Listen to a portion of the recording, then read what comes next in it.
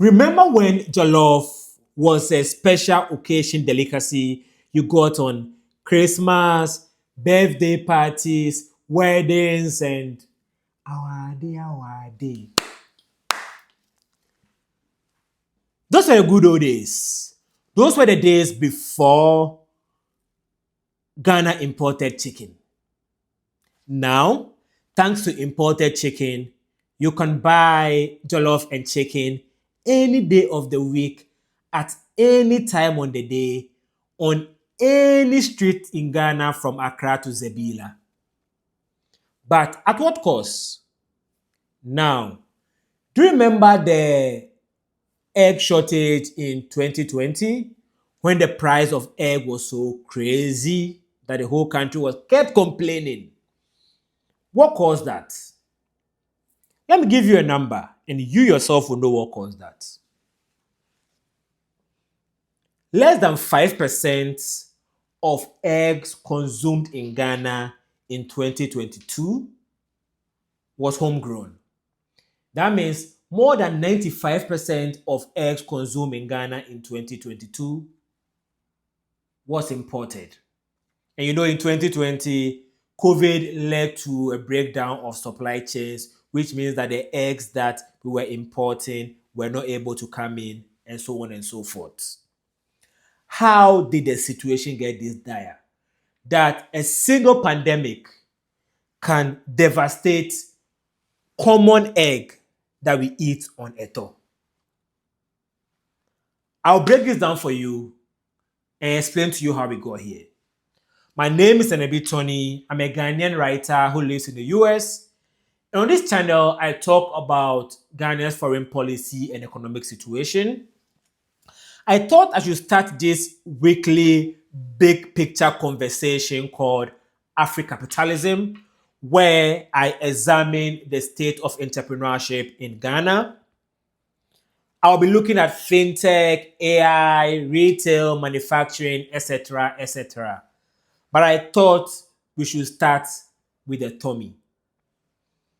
Since farmers were our first entrepreneurs, today we are going to look at the enterprise of poultry farming in Ghana, how it got so bad.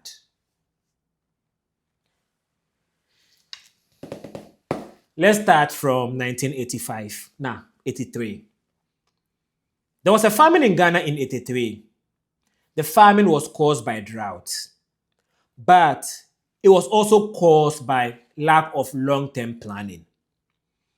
Because we were politically unstable throughout the 70s and 80s, by the time the drought happened, we didn't have any mechanism to contain the effect of the drought. So we were devastated. Inflation was at 120% in 83. Kalabuli. Bad times. So Chairman Rawlings and his PNDC thought they had to do something about it. Of course, they had to do something about it. They had a cabinet meeting. Some members of the cabinet said, let's go to Russia, since Ghana has a relationship with Russia going back to Nkrumah days.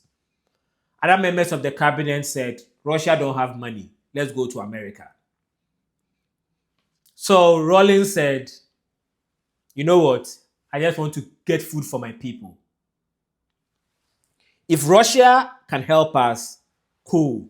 If America can help us, cool. But whoever brings us help first, we will take his side. So America, through IMF and the World Bank, came to Ghana's aid in 1983, and their help came with some conditionalities. So, as part of the help IMF and World Bank was providing for Ghana, we were supposed to open up our country to the rest of the world. Trade liberalization. So, let's put it this way. Ghana was asked to start importing from other countries.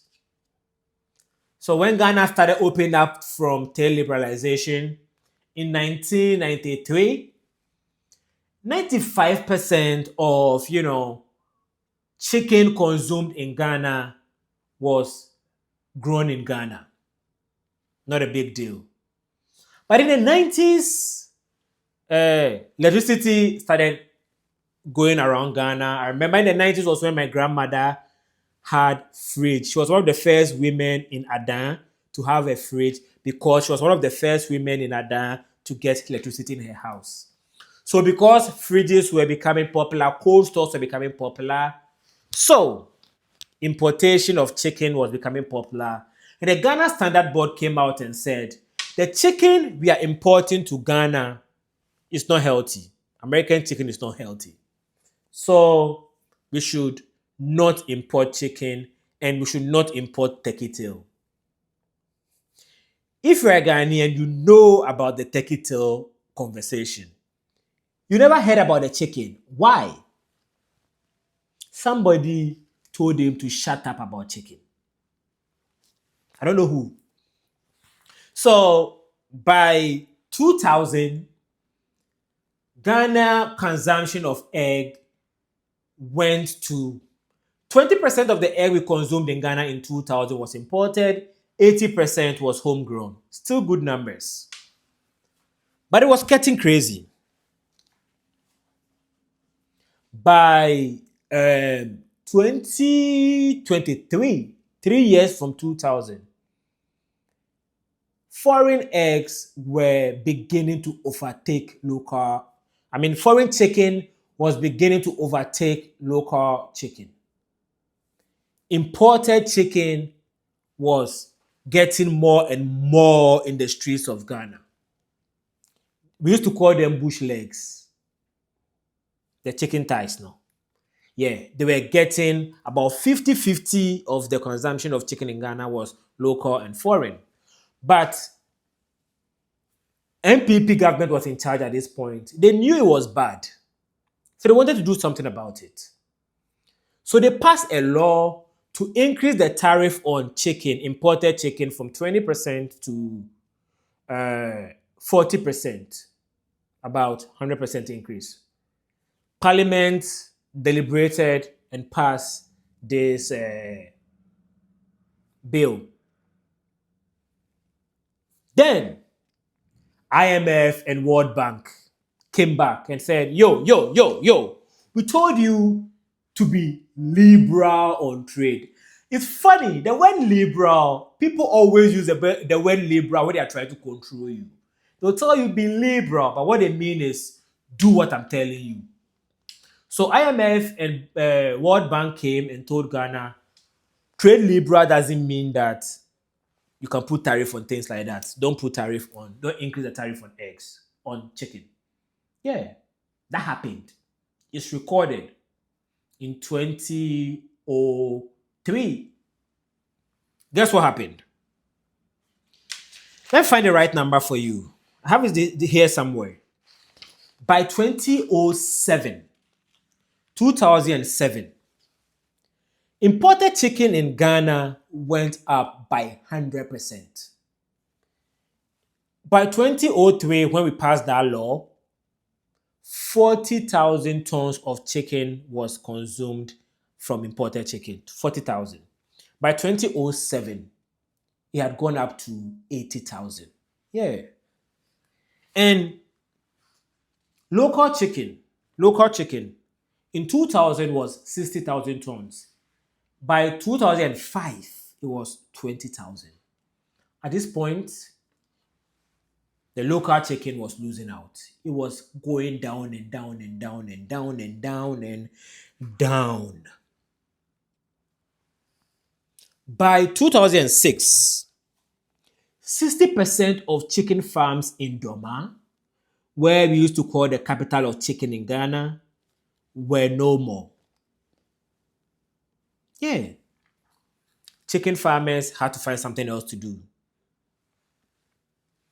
Between 2000 and 2010, 400,000 jobs in the poultry industry disappeared. Since we're no longer growing chicken in Ghana or eating chicken grown in Ghana, why should they stay? They disappeared.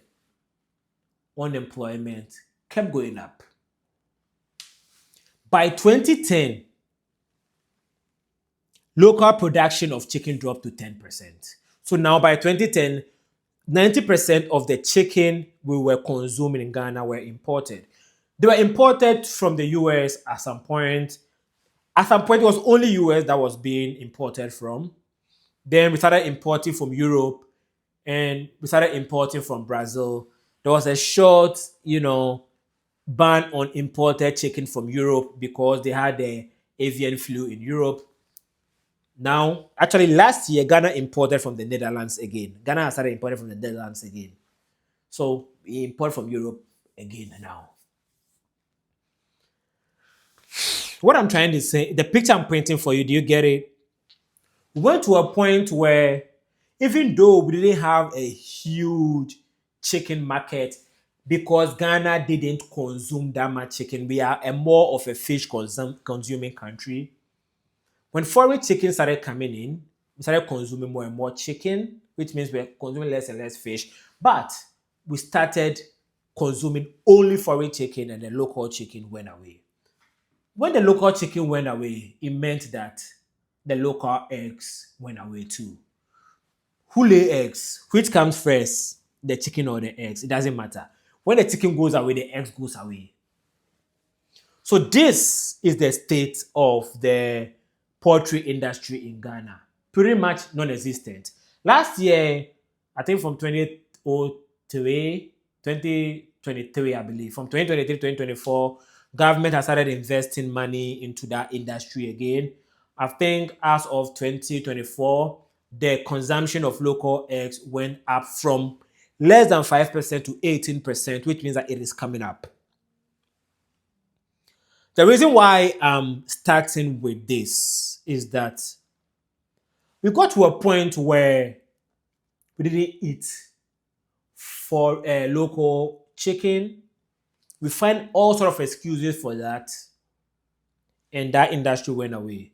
Now, we are trying to bring that industry back because we realize that it's not just about price. I call this segment or this episode AfriCapitalism because I consider myself a capitalist. I believe that capitalism is the engine of innovation, right? The private sector drives change in the world, in every country in the world.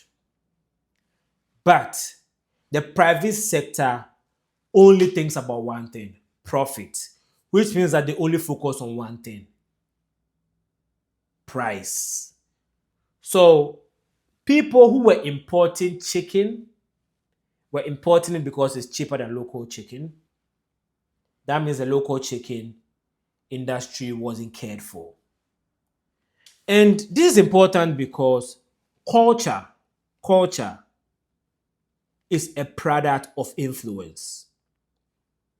The food culture in Ghana has now shifted to the point where it is rare to see local chicken served anywhere in Ghana. Every chicken you consume in Ghana, most of it is foreign chicken. There are some people like my stepmom, she grew up on local chicken. She still eats local chicken till date. She'll buy her own chicken, slaughter it. I think my dad even have a chicken farm in his house. Slaughter it, remove the feathers, cook it herself. But those of us who grew up on a generation where the foreign chicken is what we're used to, it will be hard to get us to go back. That is why the best way to stop a bad future is by projecting how bad things can get and taking action to stop it. What is the worst case scenario? What is the best case scenario? Do you stand for the best case scenario? Do you stand against the worst case scenario? The government of Ghana failed to stand against the worst case scenario in 2003.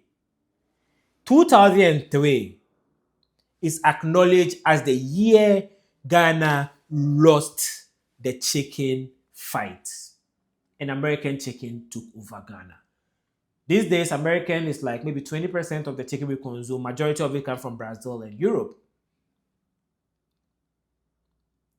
Yeah. I call this Afri-capitalism because we as young people and maybe some old people need to start imagining a better future for ourselves, for our country.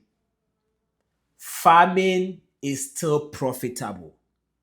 Farming will always be profitable. As long as human beings are eating, we will always need food. Thank you for watching it. My name is Enebi Tony. I'll talk to you later. Subscribe to this channel and you can wait till next week, Thursday, to watch the next episode where I'm going to talk about check. Since we've talked about chicken, let's talk about rice. How check culture was developed in Ghana. And then we move from that to talk about different areas of our private sector.